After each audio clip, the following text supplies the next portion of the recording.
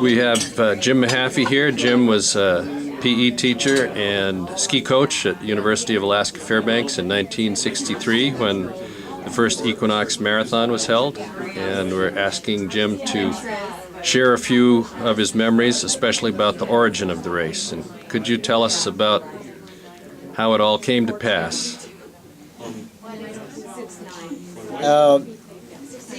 Yeah, we were a very small faculty at U of A then, and I say U of A because there was no UAA, there wasn't any UA Southeast, it was just University of Alaska.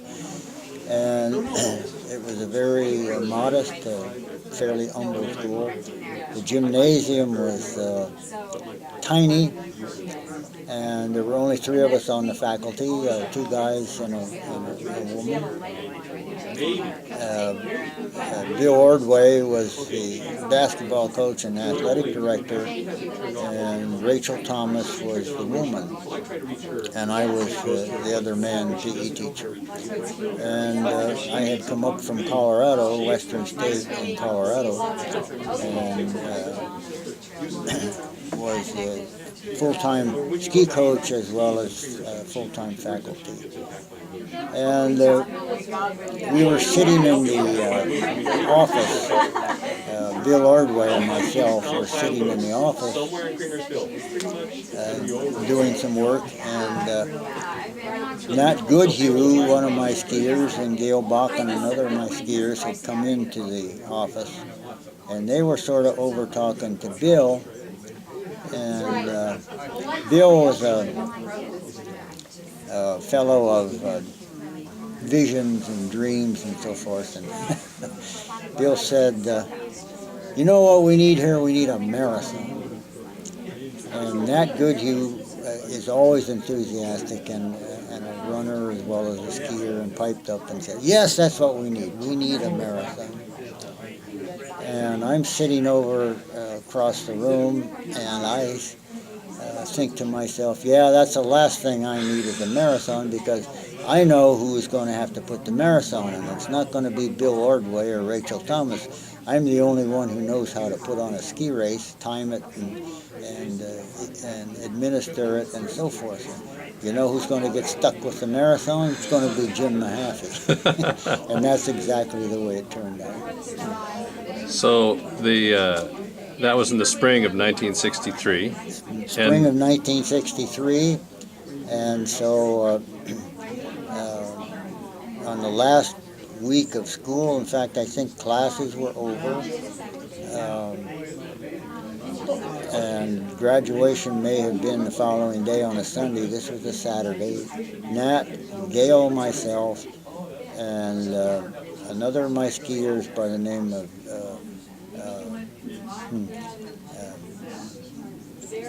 slips my mind right now. Anyway, we went out.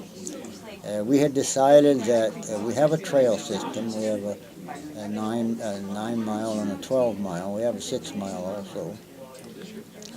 And we would utilize most, if not all of that trail system for the race. Plus we'd have to do some additional work. So we went out and started at the muskox farm because we knew we could use ski trails to that point. And so we started at the muskox farm in the cemetery, and at that time there was a man who had the homestead or the farm down the hill from the cemetery by the name of Joe Lawler, I think, and he had fields, and so we ran the course from the cemetery straight down over the hill through the fields to Sheep Creek Road, and then we went up Sheep Creek Road a little ways and crossed it, pretty much where it is today, and went up Esther Dome and looked at various routes and alternative routes up there, and we did have to go out for the turnaround a little bit, but it was short because we had enough ski trail to make up the difference. You used the whole 12-mile trail then up through I Dogpatch, you think said? I've been trying to remember, did we use the whole 12? I know we used all of the 9 mile. Yeah. And I think we used the 12 mile also. Nat and Gail could verify that. Anyway,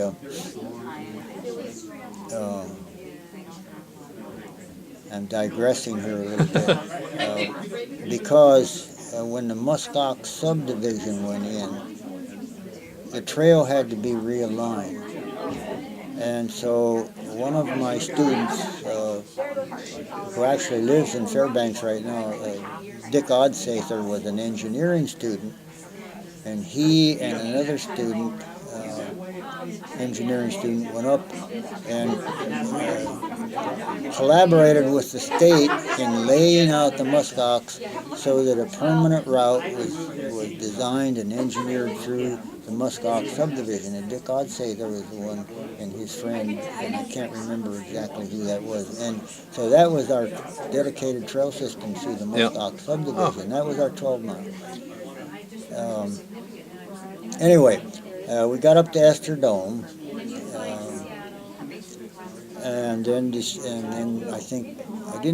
don't think we knew at the time we were going to have to go out and make a turnaround. But anyway, the day was over, and so we had to hang it up that day. And then a few days later, I left for Europe. And Nat and Gail and the other fellow skier who was with us on that day was John Samuelson. John Samuelson. Anyway, Nat and Gail, and I think maybe Kathy Love was part of that. I don't know if John stayed to do it that summer. I'm not clear on that, but they laid out the trail then coming. We must have had to use the turnaround because coming back from the turnaround, they were to design the trail so that it wasn't a steep drop-off like the chute. And they were going to contour it around the hill, and they had black bear problems, and it scared them off, so they ended up going down the chute where it still goes down. Yeah. And then on down to Henderson Road and on in. And also, and I don't remember whether we had made the decision for markers or not, but all during the summer they collected number 10 can lids from the cafeteria and painted them a fluorescent red. And those are the ones then that we tacked onto poles. We cut willow poles and put them on the willow poles. And the ski team, when I got back in the fall, they had all these markers ready to go, and we nailed them all on the willow poles that we had cut. And then we would go out during the week and set them. And I wanted to have, it was essential for me to have markers so that an athlete could see marker to marker. Never out of sight of a marker. Never out of sight, unless it was a system on the trail where he couldn't dive off into the brush. He could see marker to marker, and especially on turns. And so we had an awful lot of number 10 can lids, and set those out, and I preferred those to nailing on the trees. And I think the ones that are existing still today were nailed by people who came along later than I was. And then the following day, as soon as it was over, on Sunday, the ski team and myself would go out and collect all those poles and get them back in. Yeah. And we operated totally out of the ski room, which at that time was much larger than it is now. Yeah. I remember that ski room.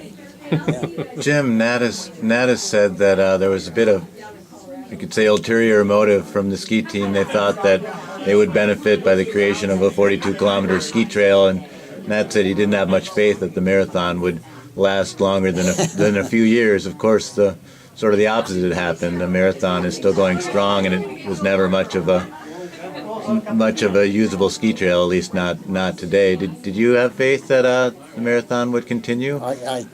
It's hard to answer that question in hindsight, but I don't think. If I thought it would continue, I thought it'd be modest. Back in those days, nobody ran. Now that may seem inaccurate, in that we had quite a few runners the first few years, but nobody ran except down lower 48. There were cross country teams, and other than that, it was ski teams, that I was familiar with in the West. The big schools like Denver University and CU and DU and Wyoming and Utah and Western State. Running was an important part of our preseason. And so there weren't that many runners. But as the years went on, and of course the marathon survived, running became more and more popular until now. If somebody stepped into this century from back in 1960, 61, 62, 63, they'd be aghast. We used to be running along the road someplace and somebody'd stop, and it was either the reaction was one of two things: are you crazy, or do you need a ride someplace? So were you surprised by the immediate popularity of the Equinox, and especially you're right, there weren't a lot of runners, but there were hundreds and hundreds of hikers who embraced it. Yeah, and that got to be something of a problem because, of course, I was an athlete and athletically oriented. Well, okay, you guys want to walk it, that's all right. So the first couple of years, we actually timed everybody, and I think after either the first or second year, I said, this is ridiculous. What we'll do is we'll set up a big clock, and after a certain hour, we'll give exact times for those serious runners. And the rest of you folks, we're not going to keep times on you, but you can look at the clock when you come across the line. It's right there, and record your time. I think it was the third year, Dr. Wood and his wife got in it. It was... And you were the director for 3 years? 4 years. Yeah, 63, 3, 4, 5, and 6. And I left in the spring of 67. Right. And so 66 was that the first really big, huge year? First time to break 1,000. Yeah. I thought we had something like 1,200 entries one year. Yeah.